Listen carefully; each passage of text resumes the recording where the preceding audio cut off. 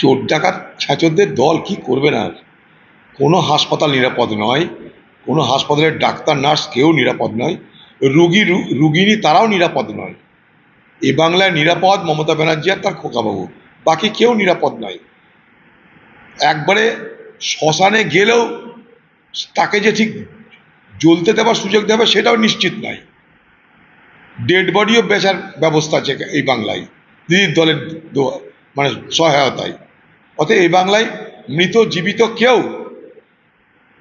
নিরাপদ নয়, শুধু দুজন নিরাপদ, তার নাম মমতা ব্যানার্জি আর তার খোকাবাবু।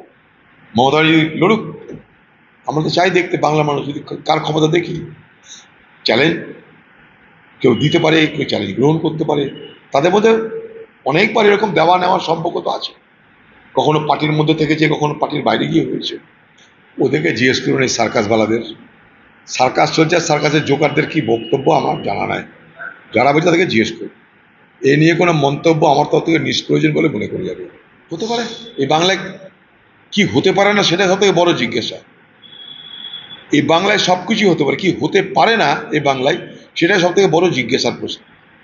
বাংলার মুখ্যমন্ত্রী যখন আছে তিনি মমতা ব্যানার্জি, তার যখন সরকার, তখন প্রশ্ন করুন এই বাংলায় কি কি হতে পারে না, বাকি সব দেখে যাবেন এই বাংলায় সব কিছু হচ্ছে।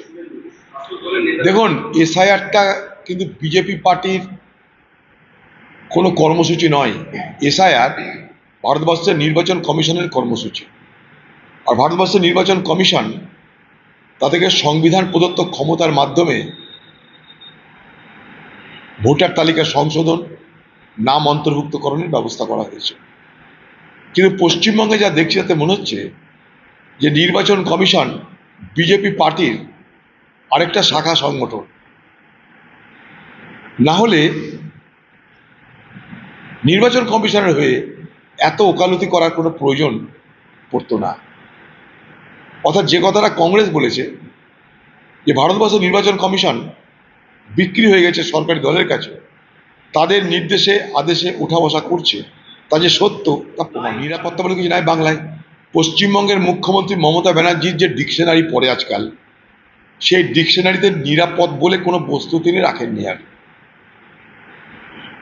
যেমন সকলের জন্য এই বাংলা নিরাপদ নয়, তিনি তার ব্যতিক্রম আছে, সেই ব্যতিক্রমে দুটো লোকের জন্য নিরাপদ, এক দিদি আর তার খোকাবাবু, আর কেউ নিরাপদ নয় বাংলায়। মমতা ব্যানার্জির যে ডিকশনারি অভিধান, প্রশাসন পরিচালনার অভিধান, তাতে এই বাংলায় নিরাপদ বলে কোনো শব্দের স্থান রাখেননি।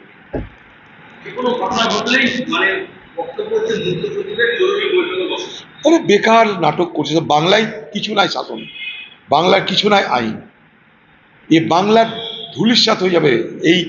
এই মহিলা যদি থাকে ক্ষমতায়, এ বাংলার রসাতলে যেতে যেতে আমাদের অস্তিত্বের সংকট দেখা দেবে। এত বড় কথা বলে রাখলাম। আরে তার ম্যাপিং হচ্ছে, নেই তো নেই, উঠবে। সেটা তো নির্বাচন কমিশন ঠিক করবে। জনবিন্যাস তো, জনগণনা হচ্ছে না, এটা বোঝার চেষ্টা করুন। এটা কিন্তু সেন্সাস নয়, এটা নির্বাচন কমিশনের ভোটার লিস্টের নাম অন্তর্ভুক্তিকরণ। এটা জনগণনা নয়। নির্বাচন কমিশনের দায়িত্ব জনগণনা নয়, নির্বাচন কমিশনের দায়িত্ব নাগরিকত্ব প্রমাণের বিষয় নয়।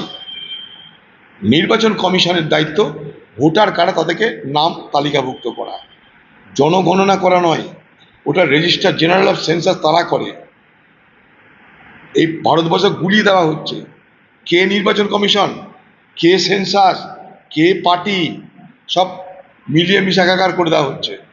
অর্থাৎ কোনো সংস্থার কোনো স্বাধীন পরিচয় আর থাকছে না। কিছু না, মাঝখান থেকে ভুগতে হবে সাধারণ মানুষকে। কেউ তার লোকসানে যাবে না। না তৃণমূলের নেতারা যখন কামাই করছে তখন তাদের পকেটের জন্য কামাই করছে, সেই কামাই করতে পুলিশকে পয়সা দিতে হচ্ছে, পুলিশের দর বেড়ে যাচ্ছে, ঘুষ খাওয়ার দর বেড়ে যাচ্ছে। পুলিশ যখন ঘুষ খাওয়ার দর বাড়িয়ে ফেলছে, তৃণমূলের নেতারাও দর বাড়িয়ে ফেলছে। এবার সব দর মিলে ঘাড়ে পড়ছে কার? যারা খরিদ্দার তাদের।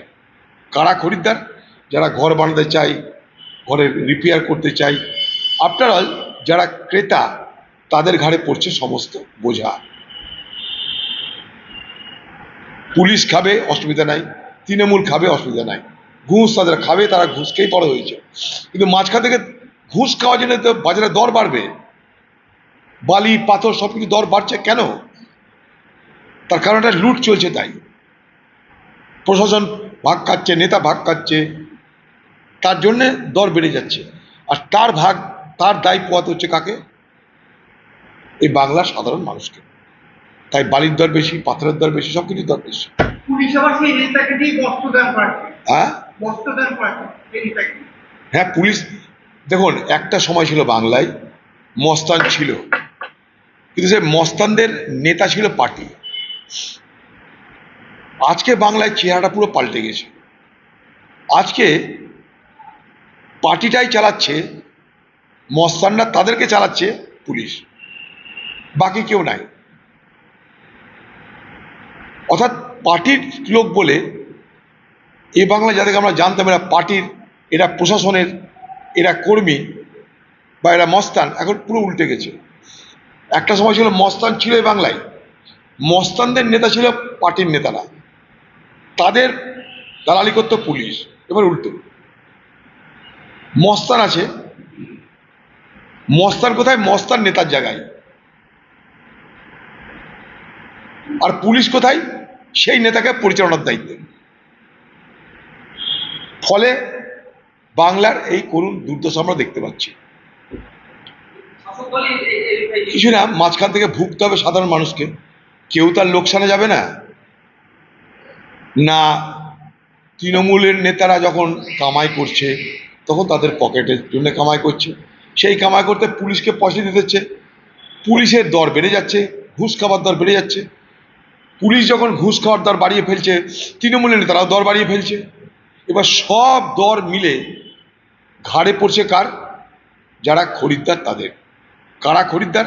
যারা ঘর বানাতে চায়, ঘরের রিপেয়ার করতে চায়, আফটার অল যারা ক্রেতা, তাদের ঘাড়ে পড়ছে সমস্ত বোঝা। পুলিশ খাবে, অসুবিধা নাই, তৃণমূল খাবে, অসুবিধা নাই। ঘুষ তাদের খাবে, তারা ঘুষ খেয়েই বড় হয়েছে। কিন্তু মাঝখান থেকে ঘুষ খাওয়ার জন্য তো বাজারে দর বাড়বে, বালি পাথর সবকিছু দর বাড়ছে কেন? তার কারণ একটা লুট চলছে, তাই প্রশাসন ভাগ খাচ্ছে, নেতা ভাগ খাচ্ছে, তার জন্যে দর বেড়ে যাচ্ছে। আর তার দায় পোয়াতে হচ্ছে কাকে? এই বাংলার সাধারণ মানুষকে। তাই বালির দর বেশি, পাথরের দর বেশি, সবকিছু দর বেশি। পুলিশ আবার সেই নেতাকে দিয়ে বস্ত্রদান করাচ্ছে। হ্যাঁ বস্ত্রদান করাচ্ছে এই নেতাকে। হ্যাঁ, পুলিশ দেখুন, একটা সময় ছিল বাংলায় মস্তান ছিল, কিন্তু সে মস্তানদের নেতা ছিল পার্টি। আজকে বাংলায় চেহারাটা পুরো পাল্টে গেছে। আজকে পার্টিটাই চালাচ্ছে, মস্তানরা তাদেরকে চালাচ্ছে পুলিশ, বাকি কেউ নাই। অর্থাৎ পার্টির লোক বলে এই বাংলা যাদেরকে আমরা জানতাম এরা পার্টির, এরা প্রশাসনের, এরা কর্মী বা এরা মস্তান, এখন পুরো উল্টে গেছে। একটা সময় ছিল মস্তান ছিল এই বাংলায়, মস্তানদের নেতা ছিল পার্টির নেতারা, তাদের দালালি করতো পুলিশ। এবার উল্টো, মস্তান আছে, মস্তান কোথায়? মস্তান নেতার জায়গায়। আর পুলিশ কোথায়? সেই নেতাকে পরিচালনার দায়িত্বে। ফলে বাংলার এই করুণ দুর্দশা আমরা দেখতে পাচ্ছি।